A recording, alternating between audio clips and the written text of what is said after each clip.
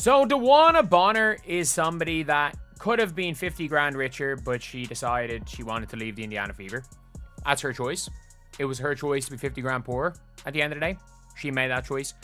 Nobody else made that choice for her. We just witnessed the most beautiful case of instant karma in WNBA history, as the Indiana Fever not only won their first ever Commissioner's Cup without the so-called veteran leader who abandoned them, but they did it while collecting a massive $500,000 0-cent prize pool that Bonner will never see a penny of. I don't care what nobody says, bro. She's a quitter. Well, I'm telling you right now, a lot of people is definitely poking fun at her online for missing out on $50,000, bro. Now, if you guys did not notice, the Indiana Fever winning the Commissioner Cup grants each player on the basketball team a $50,000 bonus. And unfortunately, Dewanna Bonner will not receive that same amount of love because, you want to know why? Because she quit the damn team. This is the story of a player who thought she could quit on her team and somehow come out on top, only to watch from her couch as the Fever shocked the entire basketball world by demolishing the 14-2 Minnesota Lynx in the biggest upset of the season. If you guys don't know, obviously, Dewanna Bonner was a player for the Fever, and she's currently a player for absolutely nobody. She's currently a player for nobody. She's currently a player for YMCA Basketball Club, where she's getting her workout. Every team that wants to go and sign Bonner also wants to sign Emma, and Emma's a better player. Emma is the better player. So they straight up, they're out here using Dewanna Bonner as a consolation prize, and until the signing for Emma Messiman is sorted, it does not appear like she's going to be signed by anyone. While Bonner is somewhere desperately trying to figure out which team will take her next, her former teammates just pocketed between $41,700, 0 cents, and $45,454, 0 cents each in prize money, plus an additional $5,000, 0 cents in cryptocurrency courtesy of Coinbase. And quite frankly, this has to be the biggest quitting situation in a mighty long time. In a mighty long time, somebody said your front office brought in Natasha Howard, Dewanna Bonner, return to Sid Coates, and thought there was going to be contenders. They are contenders, bro. They just won the Commissioner Cup. Somebody said Dewanna Bonner is washed up, and me personally, see, this is not getting talked about, right? What's not getting talked about is actually this. How about Ari McDonald being more valuable than Dewanna Bonner? Ari McDonald having a bigger impact on his basketball team than the two-time WNBA champion Ari McDonald. Then the two-time WNBA champion. When Dewanna Bonner threw her tantrum and abandoned the Indiana Fever in June, citing that the fit did not work out, nobody could have predicted that her departure would coincide with the team's most historic moment. The Fever's 74-59 demolition of the heavily favored Minnesota Lynx wasn't just a victory. It was a statement that this franchise doesn't need players who can't handle pressure. The Indiana Fever are sipping the sweet nectar of the Commissioner's Cup. Now, I've been saying that the Fever are formidable, even through the struggles so far this season, Caitlin Clark being out with injury, obviously. That's because the addition of Ari McDonald and the switch with Dewanna Bonner is a big boost for this team. That's because I've seen other trends that point in the right direction. Obviously, Aaliyah Boston is a star. Kelsey Mitchell continues to thrive. They got that production from Natasha Howard that was missing to the tune of Commissioner's Cup MVP. Role players stepped up. Sophie Cunningham, Lexi Hull's been there all season. You put that together with a healthy CC, and I do think the WNBA has to still watch out for the Indiana Fever. If you are enjoying, please subscribe. Picture this: Bonner sitting at home on Tuesday night, probably watching her former team celebrate their first trophy since 2012, knowing that she could have been holding that Commissioner's Cup and cashing that bonus check. Instead, she's fielding calls from agents trying to find her a new home, with her preferred destinations being the Phoenix Mercury or Atlanta Dream teams that might not even want a player who quits mid-season. funny now, but I know it ain't funny to her because yeah, she's been awkwardly quiet. She didn't congratulate the team for whatever reason. And yeah, people was definitely poking fun at her online. Let's go to Bonner. Somebody said, I know Dewanna Bonner sitting at home, big mad, like, I know she is, bro. I know she hella mad right now. 50K going down the drain. One fan saying missing out on an extra 30K. The irony is absolutely delicious. Bonner signed a $200,000 0 cents contract with the Fever, expecting to be a starter and veteran leader for a championship contender. When coach Stephanie White made the obvious decision to bench her after she averaged a pathetic 2.6 points on 2 of 12 shooting in her first 3 starts, Bonner couldn't handle the reality check. She disappeared from the team for 5 straight games, citing personal reasons, which we all know is code for "my feelings are hurt." Like, she couldn't fit with the rotations of the team. She's upset that Lexi Hall took her spot. That's the truth. Little blonde girl from next door took her spot. That's what it was. Well, Lexi Hall is a good basketball player. I think she earned that spot, in my opinion, and she's shooting very well from the 3. She's an excellent 3-point shooter this season. She's a sniper this season. And she hustles. She gets rebounds. She gets steals. She puts her heart out every... While Bonner was pouting and planning her exit strategy, the Fever found their real veteran presence in McDonald. And boy, did McDonald make Bonner look even more foolish with her performance in the Commissioner's Cup final. McDonald scored 12 points, grabbed 3 rebounds, recorded 1 steal, and had 2 blocks in 25 minutes of championship basketball. The kind of clutch performance that Bonner never delivered for this team. McDonald's journey makes Bonner's tantrum look even more pathetic. Let's go, boy! The beast is finally back, man. Somebody that waited patiently and wanted to be here, man. Get that string bean, paper clip built as Dewanna Bonner up out of here. That's why you got waived. And we brought back Miss Ari McDonald, who made more of an impact on the hardship deal than your goofy ass did the few games that you played, Goofy. Ari is lit, man. Here's a player who was cut by the LA Sparks, signed with a Fever on a hardship contract, got released due to league rules, and was brought back just days before the Commissioner's Cup. Instead of complaining about her role or demanding trades, McDonald seized every opportunity and became a fan favorite with her hustle and determination.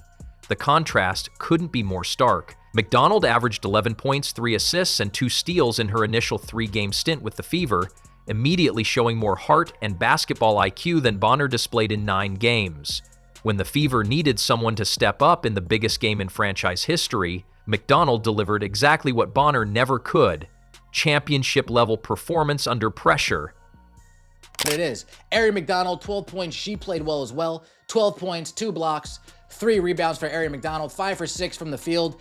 Ari McDonald and Sophie Cunningham, from an efficiency standpoint, they had themselves quite the ball game.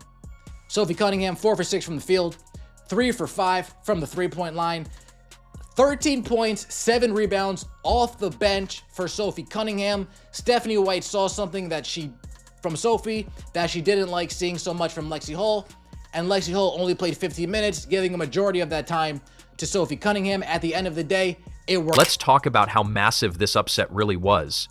The Minnesota Lynx entered the Commissioner's Cup final with a 14-2 record, the best in the WBA, and were expected to cruise past a Fever team that was 8-8 and missing their superstar. The Lynx had the highest offensive rating in the league and were coming off dominant performances all season long. Everyone, and I mean everyone, predicted the Lynx would handle the Fever easily. Vegas had them favored, analysts picked Minnesota, and most fans expected a blowout. The Lynx were the defending Commissioner's Cup champions. They had home court advantage at Target Center, and they were facing a Fever team without Caitlin Clark due to a groin injury. But here's where the beautiful irony comes in. The Indiana Fever, playing without their biggest star, showed more heart, determination, and championship DNA than Bonner ever displayed. They trailed by 13 points early, but responded with an 18-0 run in the second quarter that completely changed the momentum of the game.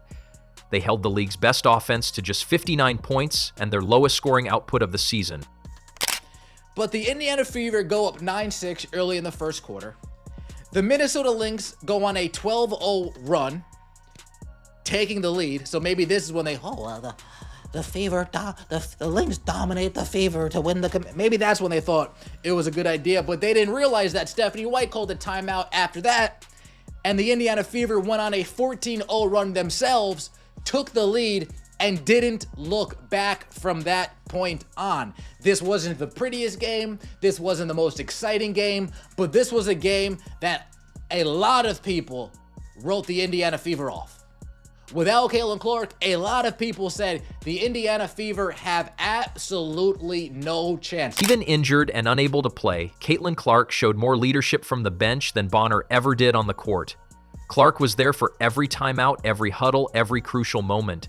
She wasn't pouting about her role or making excuses. She was supporting her teammates and finding ways to contribute even when she couldn't suit up. After the game, Clark took to social media to celebrate her teammates, writing, "My girls did their thing. 6 bears, Mogug, with 6 red heart emoji. This is what real veteran leadership looks like, putting the team first, celebrating others' success, and finding ways to help even when you're not in the spotlight."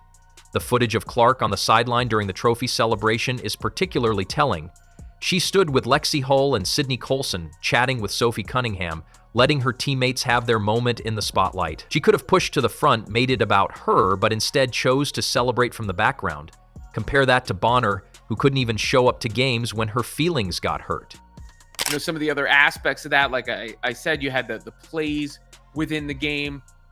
You had Kelsey Mitchell finding Sophie Cunningham on this play for a big 3 that led to a CC celebration.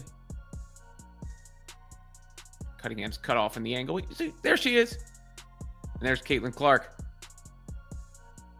Sophie Cunningham. Let's talk about the money, because this is where the karma gets even sweeter.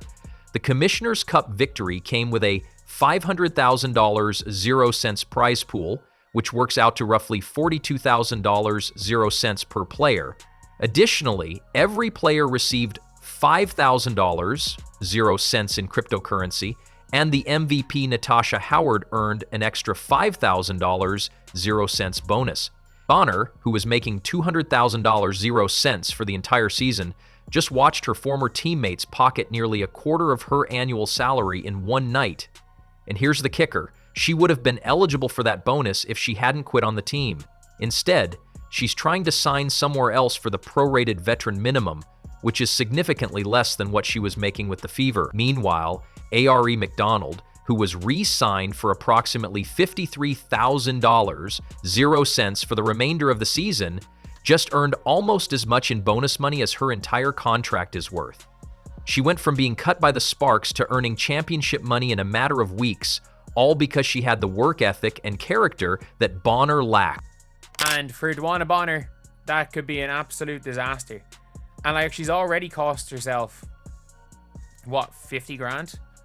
Between the guts of 40 grand they make from the Commissioner's Cup and the at least 10 grand she's cost herself from lost salary, from not playing those, from being unemployed for a couple of times. And then for the rest of the year, it's going to cost herself another 50 grand. She's going to cost herself about 100 grand because she didn't think the fit was correct.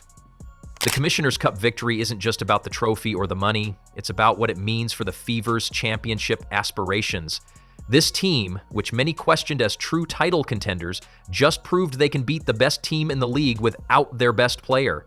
Despite Bonner's belief she was joining a comfortable retirement home and missing out. The Fever, now 94.1% playoff bound and considered championship threats, alongside the Liberty, Aces, and Lynx, proved their championship DNA and ability to win without players who can't handle adversity, relying instead on fighters like McDonald, Howard, Boston, and Mitchell. Rebecca Lobo's assessment of the Fever as a championship contender is validated by their Commissioner's Cup win. The team, abandoned by Bonner, is now poised for a deep playoff run and potential championship. This highlights the WNBA's generational divide. Bitter veterans like Bonner resent Caitlin Clark's league transformation, while players like McDonald embrace the opportunity. Bonner represented everything wrong with the old guard mentality. Players who were comfortable with playing in half-empty arenas and collecting paychecks without the pressure of actually mattering. When Clark arrived and filled every arena, broke television records, and made the WNBA relevant, instead of embracing the opportunity, Bonner saw it as a threat to her comfortable existence. The fact that the Fever won their biggest game without Clark on the court proves that this team has bought into something bigger than individual ego. They're not intimidated by the spotlight. They thrive in it. They don't resent attention. They earn it through their play. Also don't really believe that. Now, as we know, Dewanna Bonner has not been that productive for the Fever in general. I don't think her departure will change much on the trajectory that we have seen. I think she could have probably been more productive for them later on, but we'll never know. And while the Fever are celebrating their historic victory and positioning themselves for a championship run, Bonner is left scrambling for a new team. Bonner is reportedly eyeing the Phoenix Mercury or Atlanta Dream, a downgrade from the Fever's championship potential. She's opting for teams without the immediate title chances she left in Indiana. Even if she does sign with one of these teams, she'll be doing so for the veteran minimum, a fraction of what she was making with the Fever, and she'll be watching from afar as her former team makes a playoff run without her, knowing that she could have been part of something historic. The Indiana Fever's Commissioner's Cup victory without Dewanna Bonner is the ultimate vindication for everyone who questioned her character and commitment. It proves that champions are made of different stuff. They don't quit when things get tough. They don't abandon their teammates, and they don't prioritize ego over team success. Natasha Howard, a veteran leader, led the Fever to a Commissioner's Cup MVP victory with 16 points and 12 rebounds, showing true leadership while Bonner was absent. This win signals that the Fever only need players who perform under pressure. Somebody said, breaking news, Dewanna Bonner somewhere punching the air right now. Fever become the Commissioner Cup champion. Now, somebody said, if this the locker room Dewanna Bonner was talking about, I'll go to war for them. Now, this is some of the stuff that happened. Like, oh, okay. Yeah. They was twerking and well, there she is. Where's Kelsey? Kelsey left. Kelsey! Yeah, come on, get on. They said Miss Boston. Please said it's the school night. Please. Hell, who said that? Hey, if you're one of my friends and you're on here, comment. Miss you. I don't know if any of my friends are on here. Whoa, bro. Whoa. Absolutely not. No, thank you. As the confetti fell at Target Center and the Fever players hugged the Commissioner's Cup trophy, one thing became crystal clear. This franchise is better off without Dewanna Bonner.